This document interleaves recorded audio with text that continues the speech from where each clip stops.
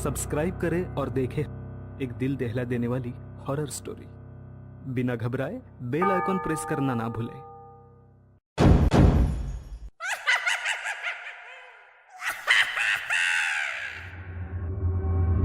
इस कहानी के लेखक है ज्ञान तिवारी। समुंदर किनारे लोगों की भीड़, स्कूबा डाइविंग के लिए जाते लोग, बियर की बोतल्स और सेलिब्रेशन में डूबे हुए लोग। गोवा। कुछ लोगों के सुकून की तलाश अक्सर यहाँ आके खत्म हो जाती है। यहाँ सुकून की तलाश में आए लोग अक्सर अपने जुनून भी पूरे करते हैं, पर जो आते हैं वो अपने विहंगम दृश्य और वर्तमानों को जीने के लिए, और जो पीछे छूट जाते हैं उसे खंडहर समझकर अनदेखा कर जाते हैं। साउथ गोवा का सेंटोमॉल एरिया, डिमेलो हाउस, जो कि अब एक पुरानी खंडहर विरासत बनकर रह गया है। डिमेलो हाउस यही वो जगह है जिसे लोग देखकर भी अनदेखा कर जाते हैं, और इसकी वजह है इस हाउस के अंदर बसने वाला खौफ। हाउस से कुछ ही दूरी पर अबैंडन्ड प्रॉपर्टी का बोर्ड भी लगा है, और शाम के बाद उस एरिया में प्रवेश वर्जित माना गया है। जो जानकार है वो जानते हैं कि उस घर के अंदर कुछ तो ऐसा है जिसने कभी दोबारा उस घर को घर नहीं बनने दिया। पर उस घर का राज सबसे अनजान था। आस पड़ोस के लोग जब भी उस घर के आसपास से गुजरते तो उन्हें अंदर से चीखने, चिल्लाने और चीखों की तोड़ फोड़ की आवाजें आती, जिस वजह से वो वहां कभी दोबारा आने की हिम्मत नहीं करते। पर उस घर का सच अभी भी कोसों दूर था। 2 मंजिला डिमोला हाउस अंदर से एक अलग ही कहानी बयां कर रहा था, जैसे वहां कोई जंग लड़ी गई हो। टूटी दीवारें, फर्शों पर टूटी पड़ी हुई छत, खिड़की दरवाजों की हालत बेहद खस्ता थी। पुराने सोफों पर पड़े हुए कांच के टुकड़े, आधा लटका झूमर। यह घर बस अब एक खंडहर ही था। दीवारों पर अभी भी जमे खून की लिखावट थी, लिव माई हाउस। दिन की गर्मी जितनी बाहर थी उतनी ही आज फिर से उन 2 भाइयों के अंदर थी। दोनों एक दूसरे के सामने गुस्से में तमतमाए बैठे हैं।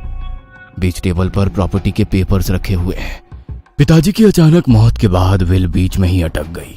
तब से एंसेस्ट्रल प्रॉपर्टी को लेकर दोनों भाइयों के बीच झगड़े होते चले आ रहे थे। हर बात की वही बात। तुम ये बात समझता क्यों नहीं पीटर कि वो हिस्सा हमारा है जिसपे तुम अपना जबरदस्ती का हक जमाए बैठा है, इडियट। थॉमस ने ये बात बहुत ही गुस्से में कही थी। उसकी आंखें पीटर से हट नहीं रही थी। पीटर ने भी थॉमस की बात पर पलटवार दिया। वो ऊपर का हिस्सा जो शुरू से मेरा था और वो दूसरा हिस्सा भी। बकवास बात मत कर मेरे से तू पीटर। ऐसा करके तो तू पूरा का पूरा हाउस हड़प लेगा और मुझे तरसने के लिए छोड़ देगा। कैसा नीच ब्रदर है रे तू पीटर। छी। अरे जा जा, तेरे जैसा ब्रदर होना भी कलंक है, कलंक, समझा? तू भी तो हमारे साथ जालसाजी कर रहा था ना प्रॉपर्टी को लेकर। दोनों में झगड़े की आवाजें इतनी बढ़ गई कि बाहर से निकल रहे पड़ोसी उन्हें सुनते हुए जा रहे थे। वो लोग भी जानते थे कि ये झगड़ा प्रॉपर्टी का है, लेकिन कोई भी उन भाइयों के झगड़े में पड़ना नहीं चाहता था। उस दिन बात इतनी बढ़ गई थी कि थॉमस को लगने लगा था कि अब यह मामला ऐसे नहीं सुलझेगा। उस रात थॉमस अपने कमरे में लेटा हुआ सोच में डूबा था कि तभी उसका दिमाग एक भयानक ख्याल में कौंध उठा। एक पल में आया वो ख्याल थॉमस के लिए आर या पार का निर्णय था। थॉमस उठा और अलमीरा के ड्रॉअर से एक पुरानी कोल्ट गन निकाली और उसमें साइलेंसर फिट किया और ऊपरी हिस्से में पीटर के कमरे की तरफ चल दिया दबे पांव। थॉमस ने सोते हुए पीटर पर उसके दिल के पास 2 शॉट्स फायर किए और किस्सा वहीं खत्म कर दिया। पीटर हल्का छटपटाया और फिर शांत पड़ गया। गहरी रात का फायदा उठाकर थॉमस ने पीटर की लाश को बिस्तर से नीचे घसीटा और एक बोरे में बांधकर बाहर गार्डन की ओर खींच लाया। थॉमस ने पहले तो काफी देर तक गार्डन की जमीन को खोदा और फिर पीटर की लाश को बोरे से बाहर निकालकर खोदे हुए गड्ढे में फेंक दिया। लाश को दफनाने के बाद थॉमस ने इधर उधर देखा और फिर दबे पांव अंदर चला गया। पीटर को मारने के बाद थॉमस आज 5वें दिन भी घर से बाहर नहीं निकला था। उसे यह डर सता रहा था कि कहीं वो बाहर निकला और किसी ने उससे सवाल कर लिया कि उसका भाई पीटर कहाँ है, तो वो क्या जवाब देगा। इन्हीं सब सवालों से बचने के लिए थॉमस ने अपने आप को घर में बंद कर लिया था। पर जब घर काटने को दौड़ पड़ा तो थॉमस ने बाहर निकलने की हिम्मत करी और बाहर निकलकर उसी जगह खड़ा हो गया जहां उसने पीटर की लाश को दफनाया था। थॉमस बहुत देर तक उस जगह को घूरता रहा कि तभी उसे एक आवाज आई। एक पड़ोसी थे जिन्होंने थॉमस को आवाज लगाई थी। ओ थॉमस मैन, कैसा है तू? थॉमस ने सकोचते हुए जवाब दिया, गुड डिसूजा अंकल। क्या बात है थॉमस, इधर बहुत दिन से तुम दोनों भाइयों के झगड़े का आवाज नहीं आया। वो तेरा छोटा भाई पीटर किधर है? पीटर का नाम सुनते ही थॉमस के होश उड़ गए।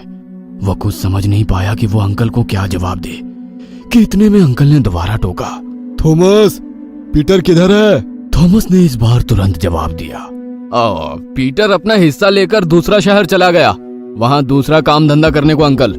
थॉमस के मुंह से ऐसा जवाब सुनकर अंकल वहां से अजीब सा मुंह बनाकर चले गए। और उसके बाद थॉमस ने इसी झूठ को एक सच बनाकर लोगों के सामने यही कहानी रख दी।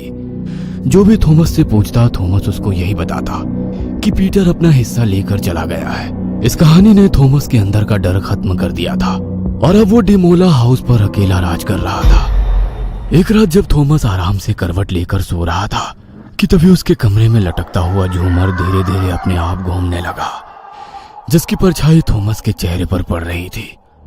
थॉमस एक करवट लेकर सीधा लेटा और झूमर एकदम स्थिर हो गया। झूमर में लगे छोटे बल्ब एक दूसरे से टकराकर बजने लगे, जिससे थॉमस की आंख खुल गई। थॉमस आधी नींद में उठा, उसे बेचैनी महसूस हो रही थी। थॉमस उठा और घर के बाहर ताजी हवा लेने निकल गया। उसने सिगार जलाई और फूंकने लगा। फूंकते फूंकते उसकी नजर लाश दफनाई हुई जगह पर गई और वो खुद से बोला, और ब्रदर पीटर, कैसा लग रहा है खुद की प्रॉपर्टी पर ऐसा मस्त सोना? हाँ? इतना बोलकर थॉमस जोर जोर से हंसने लगा और वापस घर के अंदर चला गया। वो अंदर गया ही था कि तभी थॉमस को किसी कुत्ते की भौंकने की आवाज आई। थॉमस ने पलटकर देखा तो गेट के बाहर एक कुत्ता, जिसकी नजरें उसी जगह थी जहां पीटर की लाश दफन थी, वो उसी तरफ देखकर भौंके जा रहा था। थॉमस को यह देखकर अजीब लगा, पर वो ये सब नजरअंदाज करके चल दिया सोने। अचानक से बहुत सारे कौवे लाश दफनाई हुई जगह पर मंडराने लग जाते हैं और फिर एक साथ अचानक से दिशा बदलकर दूसरी ओर उड़ जाते हैं। उनके उड़ते ही दफनाई हुई जगह पे पड़ी हुई मिट्टी हट जाती है और सड़ा हुआ हाथ बाहर आ जाता है। थॉमस जब सुबह सो के उठा तो सामने का नजारा देखकर उसकी आंखें फटी की फटी रह गई। अपने सामने जो थॉमस ने देखा वो हैरान कर देने वाला था। सामने दीवारों पे खून से लिखा था, leave my house else die. ये नोट पढ़ते ही थॉमस के होश उड़ गए, क्योंकि शब्दों की लिखावट बिल्कुल पीटर की लिखावट जैसी थी। सिर्फ दीवारें ही नहीं पूती थी, घर का सामान भी उलट पुलट था। जिस कमरे में थॉमस गया उस कमरे का हाल बर्बाद था। सारे सामान अपनी जगह से हटे थे। थॉमस जीने चढ़ के पीटर के कमरे की तरफ बढ़ता है। जैसे ही थॉमस पीटर के कमरे में घुसा वो और दंग रह गया। कमरे की लाइट्स, फैन और सारे स्विचेस ऑन थे। उसे कमरे में किसी के होने का आभास हो रहा था। थॉमस को ऐसा लग रहा था जैसे कोई उसके आसपास खड़ा हो कि तभी उसके कानों में एक आवाज आई, बिल्कुल ठंडी हवा के झोंके जैसी, जैसे मुर्दा पीटर बोल रहा हो, I am here to claim my property brother Thomas. Thomas भाग खड़ा हुआ और नीचे जाके अपने कमरे में दुबक के बैठ गया। आवाज फिर आई, क्या हुआ तुमको ब्रदर? तुम डरा सहमा सा क्यों है? तुमने तो मुझे मेरा हिस्सा दे के भेज दिया था ना दूसरा शहर, पर तुम मुझे मेरा हिस्सा नहीं दिया। ये डिमेलो हाउस पूरा मेरा है और मैं अपना जायदाद लेने माफिक वापस आया है अपनी कब्र से। आवाज पीछे से आई थी। थॉमस ने डरते डरते पीछे देखा तो वो चीख पड़ा। आईने के इस पार तो थॉमस खड़ा था, पर आईने में प्रतिरूप था पीटर का, सड़ा गला शरीर, छाती पर उन्हीं 2 गोलियों के निशान जो थॉमस ने उस रात पीटर को मारी थी। दोनों भाई आज एक आईने के आर पार थे। उसके बाद पीटर जोर जोर से आईने से बाहर निकलने के लिए हाथ चलाने लगा। शाम हो गई। थॉमस उसे छटपटाते हुए देख रहा था। थॉमस रोते रोते अपने गुनाह की माफी मांग रहा था। Sorry brother, sorry brother, sorry brother. आधी रात का वक्त। थॉमस बड़बड़ाते सो गया था। आईने से आवाज आनी भी बंद हो गई। अब पीटर उस आईने के अंदर नहीं था, घड़ी में 3 बजने से 3 बार घंटे की आवाज हुई तो थॉमस डरता डरता उठा। Peter sorry, Peter sorry. Thomas घबराया हुआ था, इतना कि उसे हर जगह पीटर दिखने लगा और इस बार पीटर ठीक उसके बगल में बैठा था। पीटर को अपने बगल में देख थॉमस को झटका सा लगा और वह हार्ट अटैक से मर गया। तो निकल मेरे घर से, नहीं तो निकल मेरे घर से, मार डालूंगा तुझे।